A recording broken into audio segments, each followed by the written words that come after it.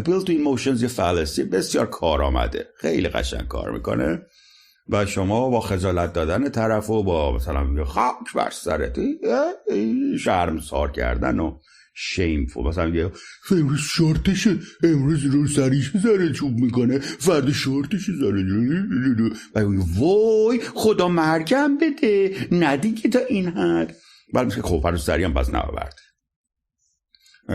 این فلسفه appeal to emotion مثلا میگه جان انسان چیزی مهمتر از جان انسان، بنابراین ابورشن بد است. بعد میگه حقوق شخصی من، انسان در زندگی اراده دارد، شاتش تصمیم میگیرد، میخوای شما آزادی منو بگیرید اونجوری.